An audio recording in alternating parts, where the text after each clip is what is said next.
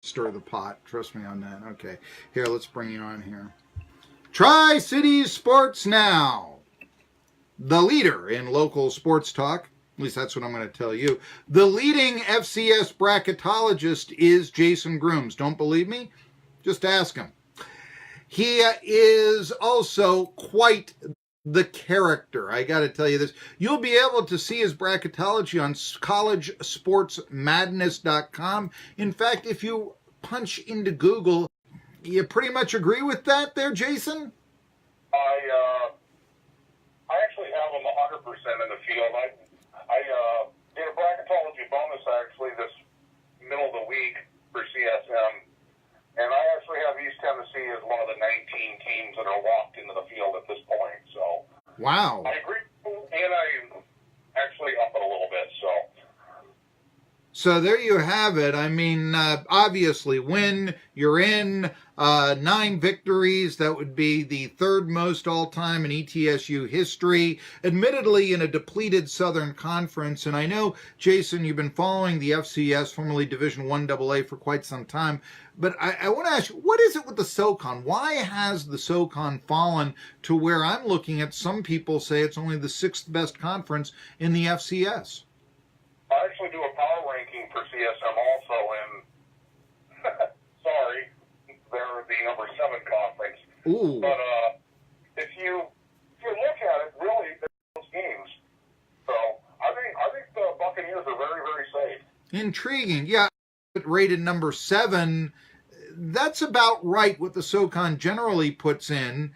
And also, you know, right now, being ranked number 17 by the coaches, 19 by stats, you'd have to drop about 10 spots down, since the Ivy League teams don't make it, to not make the FCS playoffs if those polls are a conducive barometer. I'll ask you, you're a bracketologist. How conducive are the polls in FCS football? I'm cheering for me all over the place just so my Panthers can get in, but I'm not expecting it.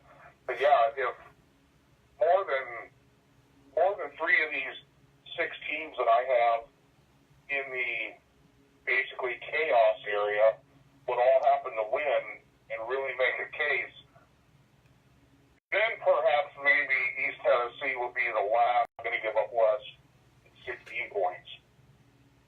North Carolina A&T, you'd never know how the committee's really going to look at an EAC team. Mm-hmm. Idaho State's probably not going to beat Weaver. No. You know, Southeast Missouri State, if they would lose, they're going to be the 4th place team actually in the Ohio Valley, and that would probably eliminate them just on their own merit. So, I mean, it's going to take a lot. So that's why I say I think East Tennessee State's a 100%er. I think they're a lock. But do you think they can win in the FCS playoffs? After all, they've squeaked by in so many victories. Well, here's the thing. You got a lot of teams that are in the Southeast, and if you look at my bracket, mm-hmm. I'm like the only bracketologist that actually creates a map also. I don't know if anybody really likes it, but it's just something I fool around with. I actually use it as a tool for grouping my teams.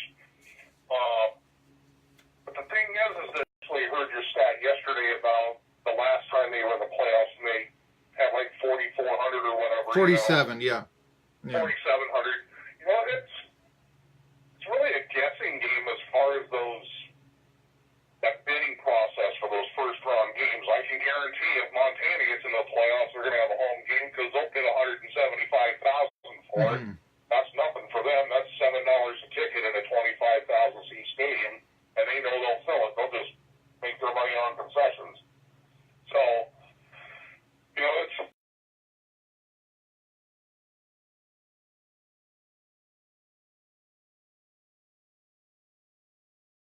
everybody else paying. You know, if you remember a couple of years ago, Dayton came in as the Pioneer champ, and they actually got a home game in the first round. A part of that's because Western Illinois doesn't draw, and they just said, okay, we'll send Western to you guys. But, you know, it's one of those things where nobody really knows. It's kind of like the silent auction. You have no idea what everybody else is bidding, and you just kind of wait and see what happens on Selection Sunday. Sure, sure. Now, so you talked about, you'd have to go out west. You had them South Dakota State. You were talking about Montana in 1996. I do remember that game. I think it was 44-14 was the final score the Grizzlies won by. And there are pictures around of ETSU getting off the plane back in '96. You got to remember they were a dome team back then, and getting out into the cold of Montana and the mountains. And, people around here, they kind of think maybe that they're a little bit isolated,